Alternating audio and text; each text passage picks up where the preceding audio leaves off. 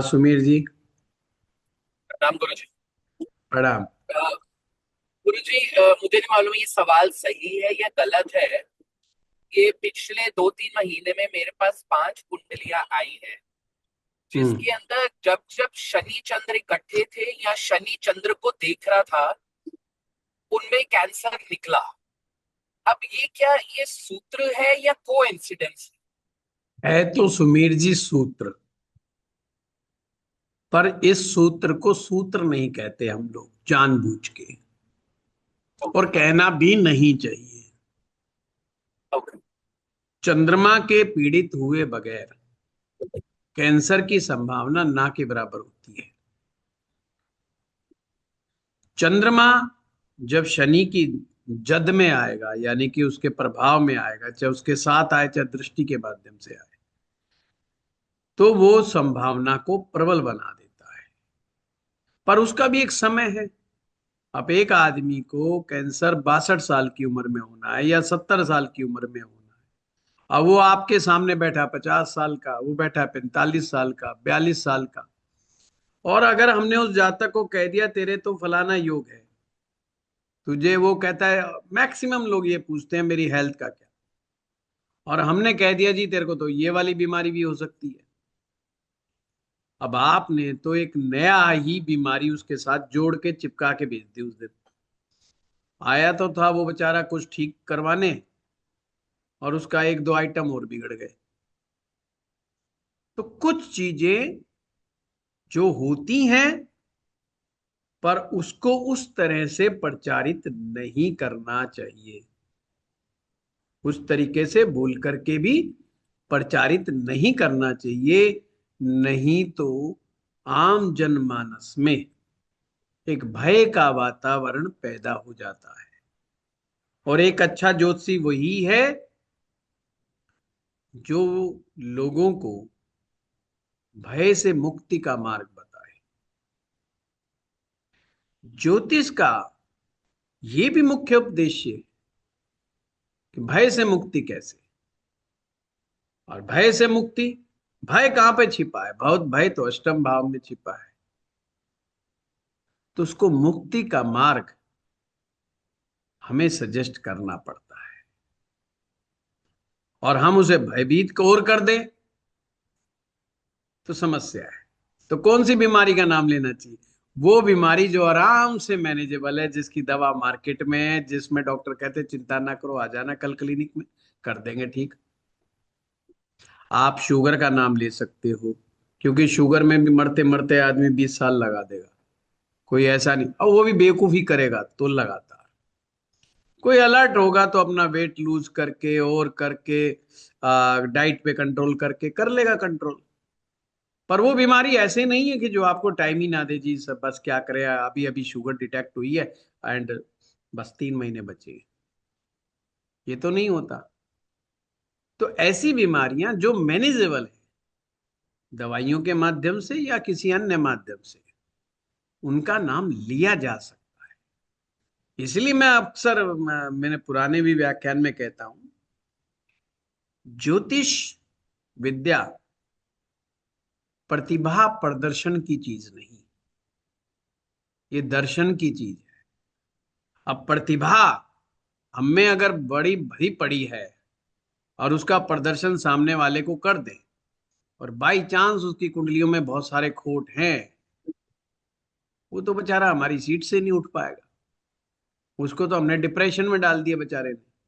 और मनुष्य का स्वभाव है, मनुष्य का स्वभाव है कि वो नकारात्मकता को पहले पकड़ता है, सकारात्मकता भूल जाता है। 1 साल बाद तेरा समय अच्छा आएगा ये बात भूल जाएगा, पर 10 साल बाद तुझे ये बीमारी होगी, वो पकड़ लेगा। तो हमें मनुष्य के स्वभाव को समझना होगा कि मनुष्य किस चीज को जल्दी पकड़ लेता है और किस चीज को छोड़ देता है। उसको नकारात्मकता में बड़ा रस मिलता है। मैक्सिमम लोगों को नकारात्मकता में रस मिलता है। हमारे पास ही लोग, जी कोई नेगेटिव बात बताओ, अब क्या हम उसके कहने पर एक्साइटेड हो जाएं? सच्ची सच्ची बता दो जी, मैं कड़वी से कड़वी सुन सकता हूँ। अरे जा तू, तेरी बीवी की दो डांट तो नहीं सुन सकता, कड़वी सुन सकता, आ गया यहाँ पर मुंह उठा करके। हमें पता है, वो अपने बच्चे की बात नहीं सुन सकता, बीवी की नहीं सुन सकता, भाई की नहीं सुन सकता, सबसे तो लठ बजाए बैठा हुआ है। उसको मेरे से कड़वी बात सुननी है, कहां से सुन लेगा तू?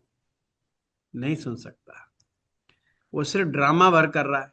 अब मैं उसकी बात में आगे मैं भी कड़वी कड़वी सुनाने लग जाऊं, तो मैं भी कड़वा दूंगा, पर मेथी दाने वाला कड़वा, जो उसके बीपी को ठीक करे, जो उसके शुगर को ठीक करे, जो उसके डाइजेशन को ठीक करे, दूंगा, पर मेथी दाना दूंगा। चिरायता नहीं कि वो खोपड़ी 4 बार घुमाता रहे कि साहब क्या कड़वा दे दिया, वो नहीं देना।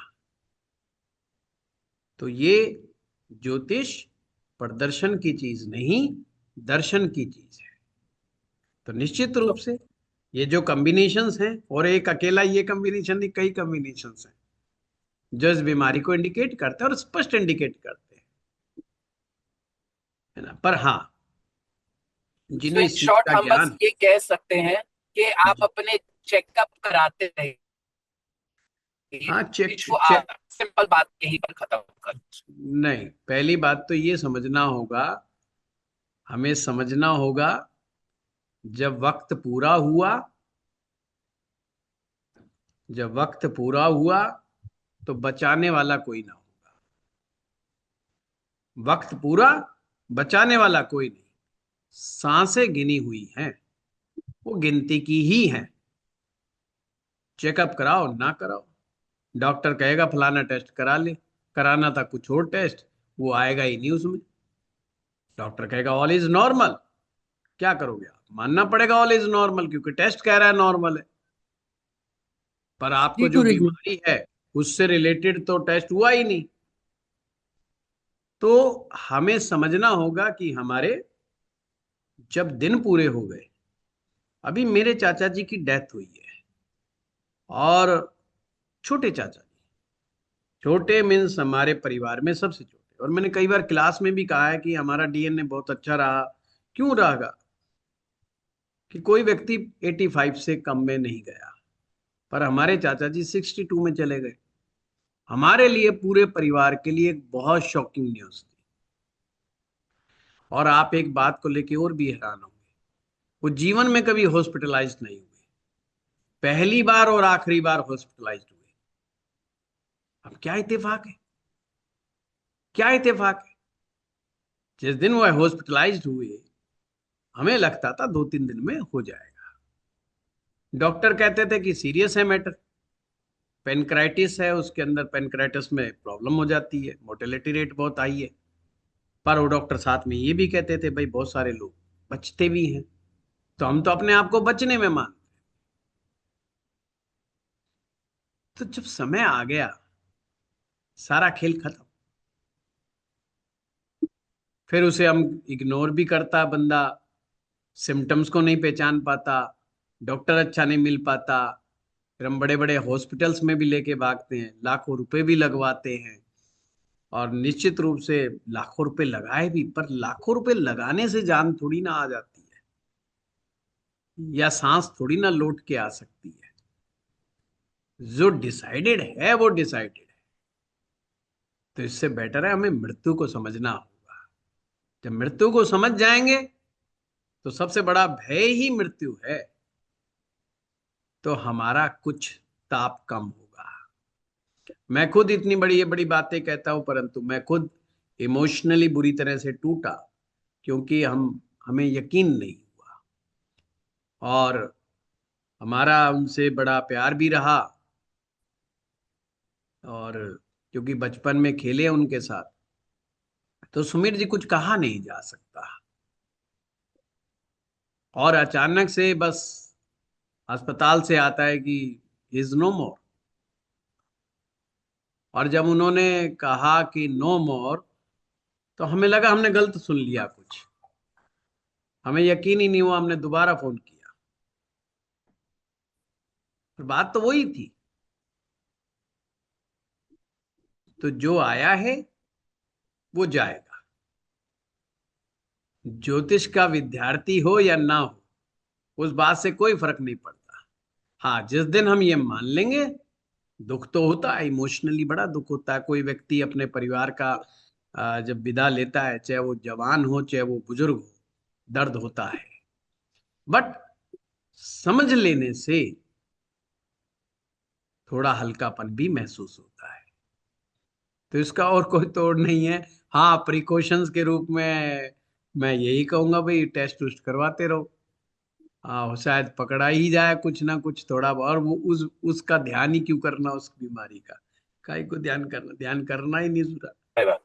जब होगा, जब देखा जाएगा भाई, जब नहीं हो, भगवान ने लिख ही रखा होगा वैसे, तो फिर वैसे सही। क्योंकि वो जो सही बात। निश्चित करके बैठा हुआ है उसको हम नहीं टाल सकते, हम उसको नहीं टाला जा सकता। और लाल किताब इस विषय में बड़ा प्यारा शुरुआत में किताब खोलते ही लिखती है, मौत का इलाज नहीं है, दावाए कोई खुदाई नहीं।